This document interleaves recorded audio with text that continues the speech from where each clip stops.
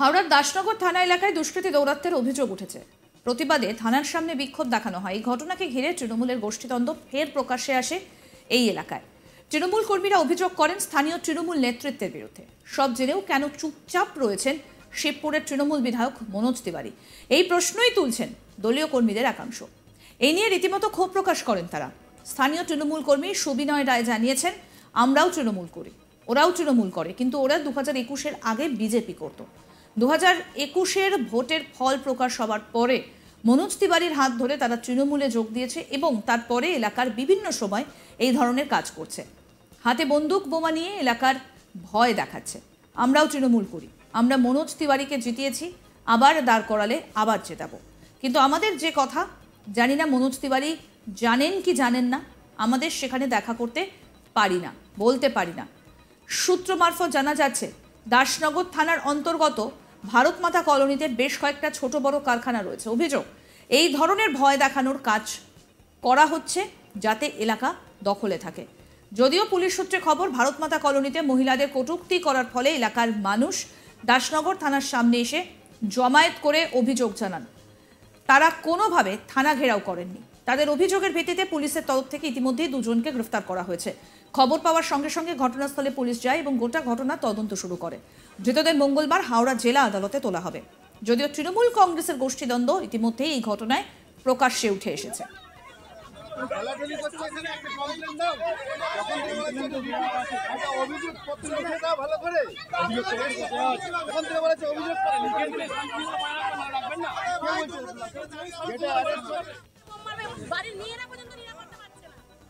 এই বিষয়ে এলাকার স্থানীয় বিধায়ক মনোজ তিওয়ারির সঙ্গে যোগাযোগ করার চেষ্টা করা হলে তিনি কোনো রকম যোগাযোগ তার সঙ্গে করা সম্ভব হয়নি।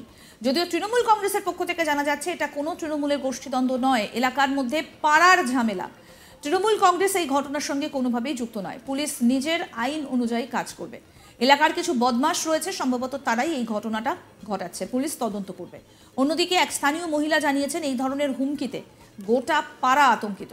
পরশুদিন যে ঝামেলা হয় সেই ঝামেলাটা মিটিয়ে দেওয়া হয়েছিল, কিন্তু তারপরে আবার গতকাল এলাকায় ঢুকে হুমকি দেওয়া হচ্ছে। এরপর এলাকার মানুষ দাসনগর থানার সামনে জমায়েত করে অভিযোগ জানিয়েছেন, আমরা এবার এলাকার শান্তি চাইছি। কি বলছেন বিক্ষুব্ধ টিএমসি কর্মী সুবিনয় রায়, শোনাবো। বাড়িতে ঢুকে ঢুকে ঢুকে মেশিন বোম গুলি মারবো, এই করব সেই করব, হ্যান করবো, এই 2-3টে ছেলেকে মার ধরে রেগুলার গালিগালাজ করছে। বিপ্লব সাগর সিং এরাই এইগুলো করছে। এরা কিন্তু কোনো এরা কারা? এরা আমাদেরই পাড়ার ছেলে। এরা 2021-এর আগে বিজেপি করেছে, 21-এর পর এরা মনোজ তিওয়ারির হাত ধরে তৃণমূল করছে। কিন্তু আমরা অরিজিনালি তৃণমূলটা করি। সেই জায়গা থেকে দাঁড়িয়ে আমরা কোনো তৃণমূলে গুরুত্ব পাচ্ছি না। হয়তো মনোজদাও এই ব্যাপারটা জানে না বা মনোজদাকে অগোচর রাখা হচ্ছে। আমরা বিধায়কের দোষ দিতে চাইছি না। আমাদের দলের বিধায়ক নেত্রী দাঁড় করিয়েছে, আমরা জিতিয়েছি, আমাদের কর্তব্য। মনোজদা আবার তাহলে আমরা জেতাবো, সেইটা কথা নয়, কিন্তু মনোজদার এইগুলো দেখা উচিত। কেন আমাদের ছেলেদের বোম গুলি মেশিন দেখাবে? আজকে ডেটে বোম গুলি মেশিন দেখিয়ে সাধারণ মানুষকে ভয় দেখাবে, সাধারণ মানুষকে ঘরে ঢুকিয়ে দেবে। দলের রেজাল্ট খারাপ হলে আবার আমাদের ঘাড়েই দোষ পড়বে। কেন? মনোজদাকে আমাদের ঢুকতে দেওয়া হয় না। যাবো কোথায়? ঢুকতে দেওয়া হয় না, আমাদের ঢুকতে দেওয়া হয় না। আমরা মনোজ তিওয়ারির কাছে আমাদেরকে যেতে দেওয়া হয় না। আমরা মনোজ তিওয়ারির বাধ্য, আমরা মনোজ তিওয়ারির হয়ে খেটেছি, এইটা আমাদের ভুল। যারা 2021-এ বিজেপি করেছে তারা বুক ফুলিয়ে ঘুরছে, তারা দলের পদ হোল্ডার। 24-এ কত লিড পেয়েছে আগে দেখে নিতে বলবেন মনোজ তিওয়ারি। সুবিনয় রায়, আমি 1 নম্বর পার্ট 50 নম্বর ওয়ার্ডে একজন তৃণমূল স্তরে তৃণমূল কর্মী।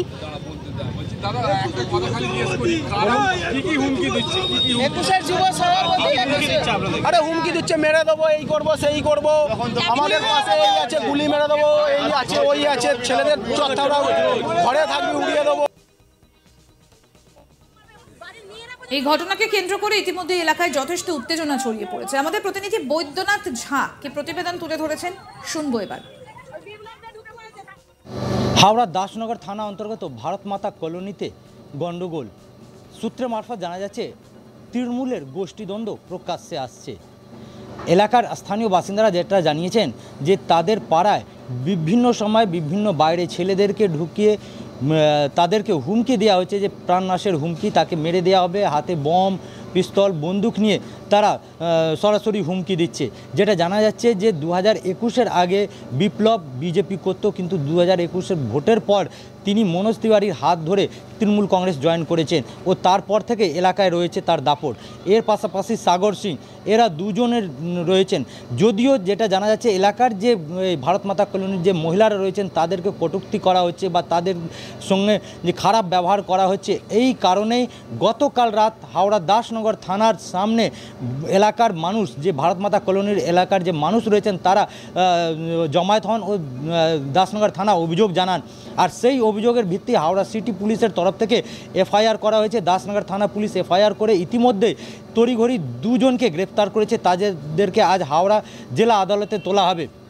যেটা জানা যাচ্ছে যে সেখানকার স্থানীয় এক বাসিন্দা যেটা জানিয়েছেন যে এই বিপ্লব দে 2021-এর আগে বিজেপি করতো, কিন্তু 2021-এর পর মনোজ তিওয়ারির হাত ধরে সে তৃণমূলে যোগ করেছে ও তারা তৃণমূল করে, আমরাও তৃণমূল করি, তৃণমূলের কর্মী রয়েছি। কিন্তু আমাদের এই যে ঘটনা হচ্ছে যে বারবার আমাদের এলাকা ঢুকে এইভাবে মারধর করা হচ্ছে, সেই ঘটনা হয়তো মনোজ তিওয়ারি যে রয়েছেন এখানকার এলাকার মাননীয় বিধায়ক, সে হয়তো জানেন না, আমাদেরকে সেইখানে যেতে দেওয়া হয় না, আমরা কথা বলতে পারি না, বা হয়তো তিনি জানতে পারেন জেনেও কোনো কিছু বলছেন না। এর পাশাপাশি এলাকার স্থানীয় এক মহিলা তাও সেও জানিয়েছেন যে রাতের বেলা পরশু দিন একটা ঝামেলা হয় পাড়ার মধ্যে, সেই ঝামেলার পর সেই মীমাংসা হয়ে যায়। তারপরে আবার একটি ক্লাবে বসে গ্যারেজে তারা জমায়েত করে মিটিং করে যে গতকাল যেটা হয়েছিল তার থেকে বেশি আজকে করতে হবে। আর এরপর এলাকার যে মানুষ রয়েছেন ভারত মাতা কলোনির যে স্থানীয় বাসিন্দারা, তারা হাওড়া দাসনগর থানা আসেন ও দাসনগর থানা অভিযোগ করেন। অভিযোগের ভিত্তিতে পুলিশ এফআইআর করেছে, ইতিমধ্যে দুজনকে গ্রেপ্তার করেছে। কিন্তু তাদের প্রশ্ন যে দুপক্ষই হয়েছে তৃণমূল কংগ্রেস, আর তৃণমূল কংগ্রেসের এই গোষ্ঠীদ্বন্দ্ব প্রকাশ্যে আসছে। কারণ এই যে ভারত মাতা কলোনি দাসনগর যে এলাকা রয়েছে সেটা একটি বলা যেতে পারে বিভিন্ন কলকারখানা রয়েছে, সেখানে ছোট থেকে বড়। আর এইবার এই এলাকার নিজের দাপট বাড়াবার জন্য এই ধরনের ঘটনা ঘটানো হচ্ছে বলে এমনটাই জানা যাচ্ছে স্থানীয় সূত্রের মারফত। যদিও এই বিষয়ে স্থানীয় যে শিবপুর বিধানসভার কেন্দ্রের যে বিধায়ক রয়েছেন মনোজ তিওয়ারি, তার সঙ্গে যোগাযোগ করলে কোনো রকম সম্পর্ক হয়নি। এই বিষয়ে তার কি মতামত সেটা এখনও প্রকাশ্যে উঠে আসেনি। যদিও যেটা তৃণমূল পক্ষ থেকে জানানো হয়েছে যে এইটা তৃণমূলের কোনো গোষ্ঠী দ্বন্দ্ব নয়, এলাকার যে পাড়ার প্রতিবেশীরা রয়েছেন তাদের মধ্যে একটা বচসা শুরু হয়েছে, সেই বচসা নিয়েই এই গণ্ডগোল হয়েছে। তৃণমূলের এই ঘটনার সঙ্গে কোনো রকম কোনো সম্পর্ক নেই। যদিও স্থানীয়দের বাসিন্দাদের বক্তব্য যে এইটা বারবার ভারত মাতা কলোনির। আরও আপডেট পেতে দেখতে থাকুন আজ তাক বাংলার ইউটিউব চ্যানেল, সাবস্ক্রাইব করুন।